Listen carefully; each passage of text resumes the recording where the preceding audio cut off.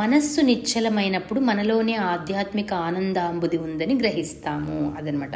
So ప్రతి ఒక్కటి మనం చేసే ప్రతి ఒక్కటి మనస్సుని నిశ్చలం చేసుకోవటానికి, మనస్సుని నిలబెట్టడానికి అనమాట. అంటే ఆలోచనలు లేకుండా చేసుకోవడానికి, లేకుండా ఉండవు, కొంచెం తగ్గుతాయి అన్నమాట. ఒక నిమిషంలో ఎన్నో ఒక 40-50 ఆలోచనలు వస్తున్నాయి అనుకో, ఇంకా ఎక్కువ వస్తున్నాయి అనుకో, దాన్ని మెల్లగా ఒక 20 ఆలోచనలకు తగ్గించుకుంటాము.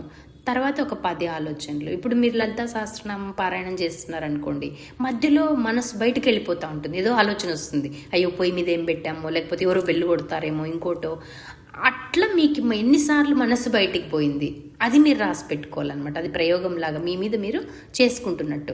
అప్పుడు ఏమవుతుంది, లేదా ఇంకా ఏదైనా మంచి ఒక ఒక ఒక లైన్ దగ్గర మనసు ఆగిపోతుంది. ఒక్కొక్కసారి బాగా ప్రాక్టీస్ చేసిన తర్వాత ఏమవుతుందంటే, ఒక లైన్ దగ్గర వీరారాధ్య ఇట్లా ఉంటాయి కదా కొన్ని లైన్స్, దోషవర్జిత, ఇట్లా ఎన్నో, సర్వానుల్లంఘ్య శాసన, ఇట్లా ఎన్నో లైన్స్ దగ్గర మన మనసు ఆగుతుంటుంది అనమాట. ఇంకా ముందుకు కదలదు. ఒక్కోసారి ఒక లైన్ చెప్పిన లైన్నే ఇంకోసారి కూడా రిపీట్ అవుతూ ఉంటుంది. అంటే ఏమని అర్థం, అమ్మ మనకి ఏదో హింట్ ఇస్తూ ఉంది అక్కడి నుంచి అనేది మనం అర్థం చేసుకోవాలన్నమాట. అంత సునిశ్చితమైన బుద్ధిని మనం కలిగి ఉండాలి. కాబట్టి మనస్సు నిశ్చలమైనప్పుడు మనకి ఆనందాంబుది మనలోనే ఉందని గ్రహిస్తాం. మన లోపలే ఉంది. మనం ఎంతసేపు బయటకు పరుగులు తీస్తూ ఉంటాము. మనకు ఎప్పుడైనా ఒకరోజు బోర్ కొట్టింది అనుకో, మనం ఏం చేస్తాము, ఎవరింటికైనా వెళ్దామా, ఫ్రెండ్ ఇంటికి అనుకుంటాము. నేను కూడా ఒకప్పుడు చేశాను అట్లా. కానీ అక్కడికి పోతే మనకి ఎదురు దెబ్బ తగులుతుంది అనమాట. వాళ్ళు ఇంకేదో పనిలో ఉంటారు, లేకపోతే మనల్ని సరిగా పట్టించుకోరు, ఏదో ఒకటి అవుతుంది. అప్పుడు అనుకుంటా, అయ్యో అనవసరంగా వెళ్ళామే, మన ఇంట్లో మనం ఉండి ఏదో బుక్ చదువుకొని ఉండే అయిపోయేది కదా అనిపిస్తుంది. మా పాప అనేది అనమాట, అమ్మ నువ్వు ఎప్పుడు ఇంట్లోనే ఉంటావు, ఎవరింటికి అంటే వెళ్ళకూడదని కాదు, కానీ నాకు అంత అనిపించదు. అట్లాంటి ఎంటర్టైన్మెంట్ ఏముంది, వెళ్తే ఏవో మాటలు మాట్లాడతాం కదా, దాని బదులు నేను ఇంట్లో కూర్చొని బుక్ చదువుకోవడమో జపం చేసుకోవడమో చేసుకుంటాలే అనుకుంటాను.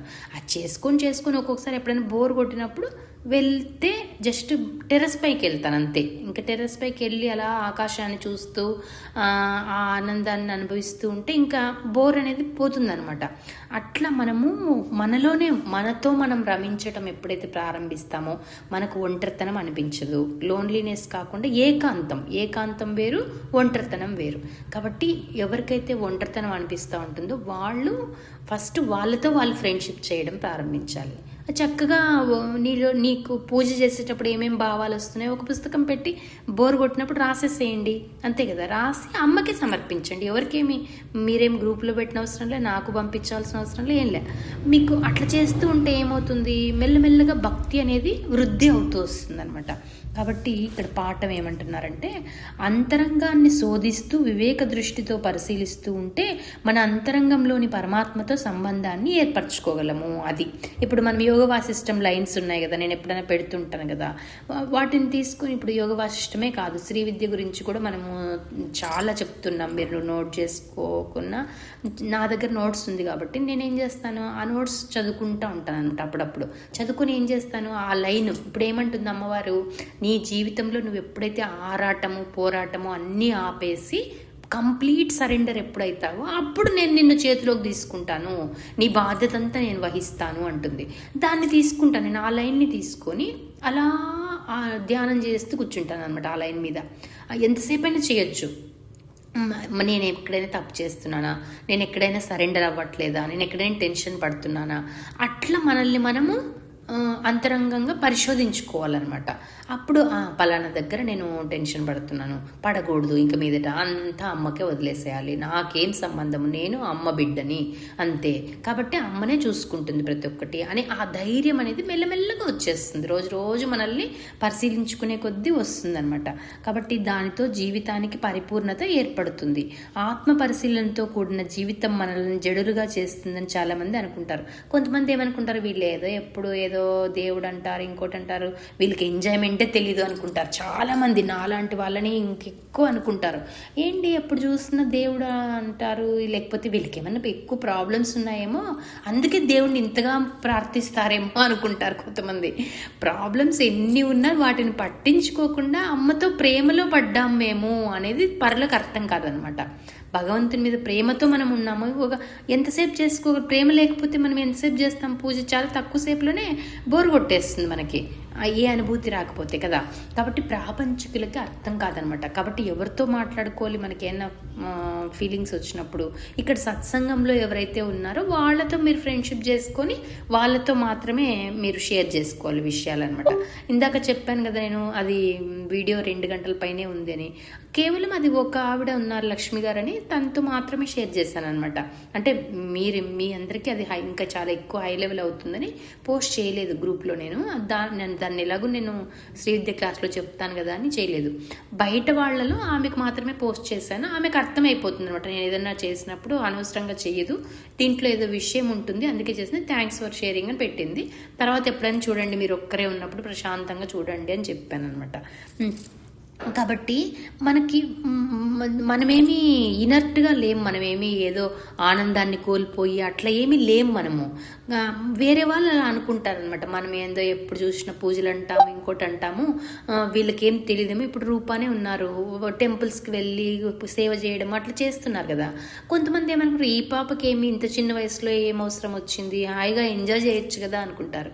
ఆమె ఎంజాయ్ చేయడానికి వెళ్తా ఉంది టెంపుల్కి, మామూలు ఎంజాయ్మెంట్స్ కంటే ఇంకొంచెం హై లెవెల్ ఎంజాయ్మెంట్ చేస్తూ ఉంది. తను ఉన్న పరిస్థితులనే ఉపయోగించుకుంటా ఉందనమాట. అట్లా మీకు ఇంటి దగ్గర ఏదైనా టెంపుల్ ఉంటే మాత్రం టెంపుల్తో కనెక్ట్ అవ్వండి, చాలా బాగుంటుంది.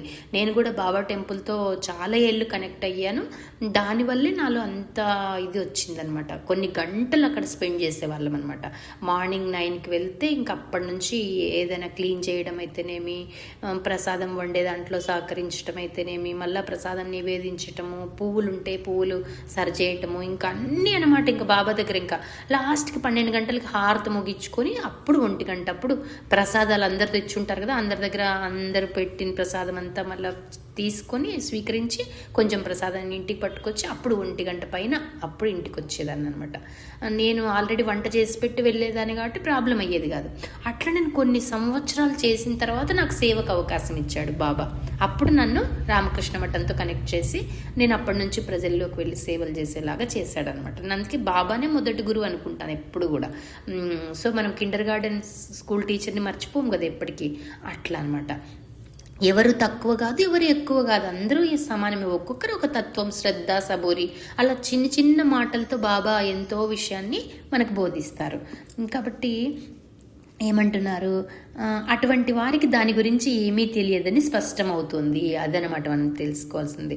ఎవరైనా మనల్ని ఏమైనా అన్నారనుకోండి మన భక్తి గురించి కానీ, మనం ఏదైనా పోస్టులు పెట్టినప్పుడు కానీ అట్లా పట్టించుకోకూడదు అనమాట. ఎందుకంటే వాళ్ళకి తెలీదు, దాంట్లో ఉండే అనుభూతి తెలీదు.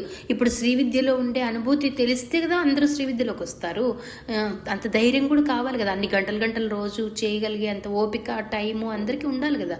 లేదు, లలితా సహస్రనామాన్ని పారాయణం చేస్తే ఎంత సంతోషం వస్తుందో తెలిస్తేనే కదా ఎవరైనా దాంట్లోకి దిగుతారు, అట్లా అనమాట.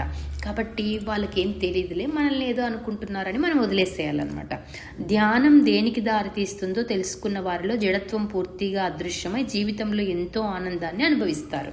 అది సో పూజలో నుంచి మెల్లగా పూజ చేస్తూ చేస్తూ చేస్తూ చేస్తూ మీరు కూడా అప్పుడు చూసారు కదా, నేను గంటలు చేసేదాన్ని. చేసి లాస్ట్కి అలా నిశ్శబ్దం అయిపోయేదాన్ని అనమాట. అలా ధ్యాన స్థితిలో అలా అమ్మవారి ఫోటో కేసు చూసుకుంటూ అలా కూర్చుంటే కళ్ళెంబట అలా నీళ్లు పడిపోయేవన్నమాట. ఇంకెప్పుడు చేరుకుంటాను అమ్మని, నేను ఎప్పుడు చేరుకుంటాను, ఏ జన్మలో చేరుకుంటాను, నాకు కొంచెం అనుభూతి ఇవ్వమ్మ. ప్రతిరోజు నేను అదే ప్రార్థిస్తానమాట, నాకు శ్రీవిద్యలో అనుభూతిని ఇవ్వు, దాంట్లో లోతుకు తెలుసుకొని నీ గురించి, నీ తత్వాన్ని చాలా లోతుగా తెలుసుకోవాలనుకుంటున్నాను నేను, నాకు మార్గం చూపించు అంటే నాకు ఏదో ఒకటి చూపిస్తూ ఉంటుంది అనమాట. కాబట్టి మామూలు వాళ్ళకి అవన్నీ అర్థం కావు. మనం ఇప్పుడు మీరు సత్సంగంకి వస్తున్నారు, ఇంత టైం పెట్టి నాతో వినాల్సిన అవసరం ఏముంది? మీకు ఎన్నో ఆడియోలు, వీడియోలు అన్నీ దొరుకుతాయి కదా ఆన్లైన్లో. ఏదో ఆనందం ఉంది, మనం అందరం కలిసి ఇలా చెప్పుకోండి. నేను కూడా అనుకుంటాను, నాకు ఇంకా స్టాప్ చేద్దాం, ఇంకా ఒక్కొక్కసారి అనిపిస్తుంది అనమాట, ఇంకా చాలే, ఎవరు వింటారు. ఇప్పుడు యూట్యూబ్లో వాళ్ళు ఏదో పోస్ట్ చేస్తున్నారు, వాళ్ళు రాశి ఫలాలు ఎక్కువ పోస్ట్ చేసేస్తున్నారు కాబట్టి మా వీడియోస్ అడుక్కి వెళ్ళిపోతున్నాయి అనమాట. నేను నా ఓన్ ఛానల్లో పోస్ట్ చేసుకుందామంటే నాకు అదంతా టైం వేస్ట్, నాకు బాగా టైం టేకింగ్ అనమాట అదంతా ఫోన్లో చేయడం వల్ల. నా దగ్గర కంప్యూటర్ సిస్టమ్ లేదు, నాకు రాదు కూడా. కాబట్టి నేను అందుకు అది వదిలేస్తాను. నేనేం నా ఆడియోస్ నేను పోస్ట్ చేసుకోవచ్చు కదా అని అనుకుంటాను, కానీ వద్దు, అదంతా మాయ, అనవసరం. ఎక్కడికి వెళ్ళాలో అక్కడికి వెళ్తూ ఉంటుంది. సరే వాళ్ళకే పంపిస్తానా, వాళ్ళకి టైం ఉన్నప్పుడు పోస్ట్ చేస్తూ ఉంటారు, అవి అడుగుకి వెళ్ళిపోతూ ఉంటాయి, అట్లా ఉంటుంది. ఎక్కడికైనా వెళ్ళనీళ్ళు, ఎవరు చూడాలో వాళ్ళు చూస్తారు, ఎవరికి రీచ్ అవ్వాలో వాళ్ళకి రీచ్ అవుతుంది, అంతే. అందుకే కదా నేను ప్లీజ్ సబ్స్క్రైబ్, లైక్ అదంతా చెప్పను కదా, ఎప్పుడు చెప్పను అనమాట. కాబట్టి అది ఆ ఆనందాన్ని ఇతరులకు పంచుతారు కూడా అంటున్నారు అనమాట. నేను ఎందుకు క్లాసెస్ తీసుకుంటున్నాను అంటే, మీరు సత్సంగం గంధం సమర్పయామి అనేది వచ్చింది. ప్రతిరోజు సత్సంగం చేసుకోవడం వల్ల అమ్మవారికి ఇష్టం అనమాట. మనము ఆ మంచి లైన్లో ఉన్నామని ఇష్టపడుతుంది అనమాట. తన పిల్లలు మంచి లైన్లో ఉంటే ఏ తల్లైనా ఇష్టపడుతుంది కదా, అట్లా అదొకటి. పైగా నేను నేర్చుకున్న నా ఆనందాన్ని మీతో పంచుకోవడం కోసం అనమాట. నేను కొత్త కొత్త విషయాలు తెలుసుకుంటూ ఉంటాను కాబట్టి మా అమ్మ అదే అంటుంది, నీకు చాలా టైం ఉంటుంది, మా ఇంట్లో ఒక పూటే వంట చేస్తాము. మార్నింగ్ ఏదైనా రాగి జావ కానీ ఇట్లాంటివి ఏవో లైట్గా ఉండేవన్నీ తీసుకుంటాం, ఫ్రూట్స్, మిల్క్ అట్లా. నైట్ కూడా అంతే, నైట్ కూడా రాగి జావ లేకపోతే ఇంకేదైనా సూపు అట్లా చాలా లైట్, కొంచెమే పని అనమాట ఉంటుంది. కాబట్టి అంటే కర్మలు తగ్గించి వేయబడతాయి. మనం పుణ్యకర్మల్లో పాల్గొనే కొద్దీ మన ఇల్లు అలా సెట్ అయిపోతుంది, అంతే. అందరూ మా అపార్ట్మెంట్లో వాళ్ళు అందరూ కూడా అంటారు, శాంతి గారు మీకు ఎప్పుడు పని, మా ఇంట్లో అసలు పాత్రలు ఎంత తక్కువ పడతాయంటే పని అమ్మాయే బాధపడుతుంటుంది అనమాట. ఏంటమ్మా వంట చేసుకోవట్లేదా, బయట నుంచి తెప్పించుకున్నారా, లేకపోతే లేదమ్మా మేము చేసుకునేది అంతే అని చెప్తానమాట. ఆమె 4 రోజులు ఊరికి పోతే వేరే వాళ్ళ ఇంట్లో ఒక రోజు పడే అన్ని అంట్లు పడతాయి. అంటే అవన్నీ పక్కకు పెట్టేస్తూ ఉంటా, అక్కడ బాల్కనీలో ఒక్కొక్కసారి కడుగుతుంటే, ఒక్కొక్కసారి చిన్నవే ఉంటాయి కదా, అక్కడ పక్కన పెట్టేస్తాను అనమాట. చూడు, ఆ అమ్మాయి వచ్చేటప్పుడు నేను ఇల్లు క్లీన్ చేసుకుంటాను కదా, చెత్త ఊడ్చుకోవడం ఇదంతా చేసి గణపతి తర్పణాలు చేస్తున్నాను కాబట్టి ఈరోజు ఆ అమ్మాయి లేట్ అయింది కాబట్టి ఈరోజు ఆ అమ్మాయి ఊడ్చింది అనమాట. అయినా దేవుని గది నేనే ఊడ్చుకుని తడిగుడ్డ పెట్టుకుంటాను.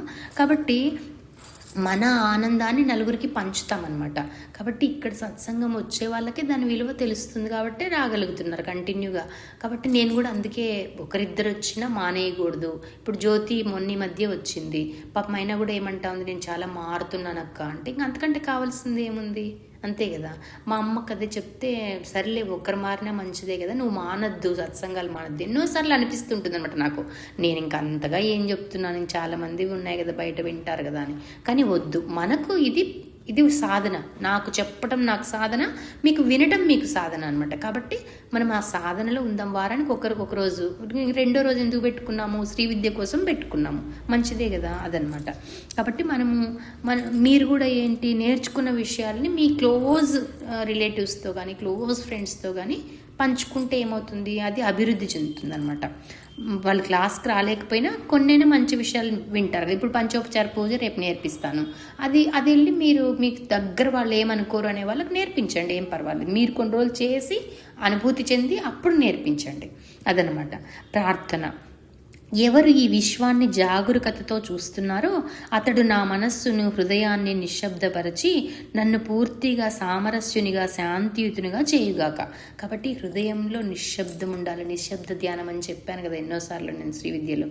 నిశ్శబ్దం ప్రాక్టీస్ చేసే కొద్దీ ప్రతిరోజు 5 నిమిషాలైనా ప్రాక్టీస్ చేయండి నిశ్శబ్దంగా ఉండడం. అంతరంగాన్ని పరిశీలించుకోవడం, ఏం వద్దు, ఇంక అసలు వేరే ఆలోచనే వద్దు.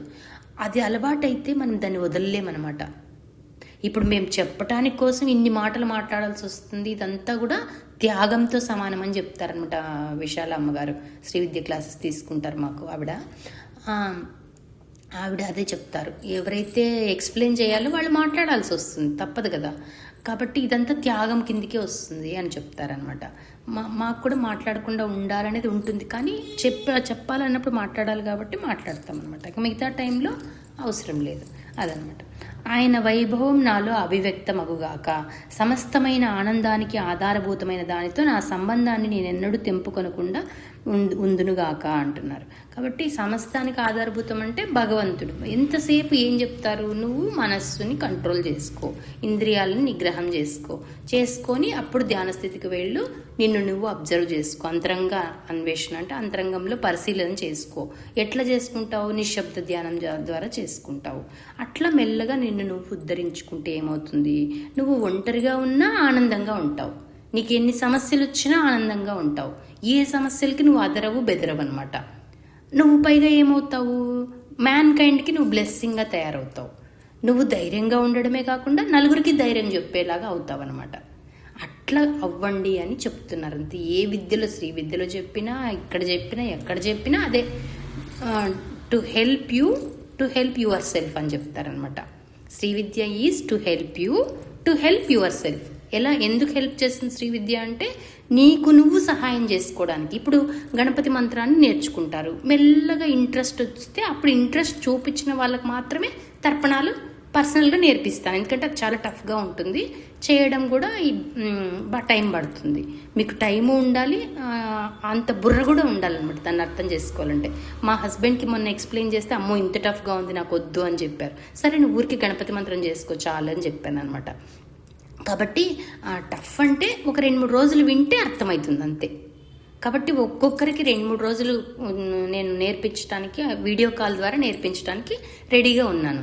కాబట్టి మీరు ఫస్ట్ 41 రోజులు గణపతి మంత్రం చేసి మీ అనుభవాలు చెప్తే అప్పుడు మీరు సిద్ధం అంటే అప్పుడు నేర్పిస్తారు, అర్జెంట్ ఏమీ లేదు, సరేనా? కాబట్టి అది మీరు డిసైడ్ చేసుకొని మీరు చేసుకోండి. కాబట్టి మనల్ని మనం ఉద్ధరించుకోవటానికే ఈ పూజలు ఇవన్నీ అనమాట, సరేనా? ఇది ఇక్కడితో ఆపేద్దాము. మళ్ళీ యువకులకు వివేకానంద పిలుపు ఆ విషయంలోకి వెళ్దాం.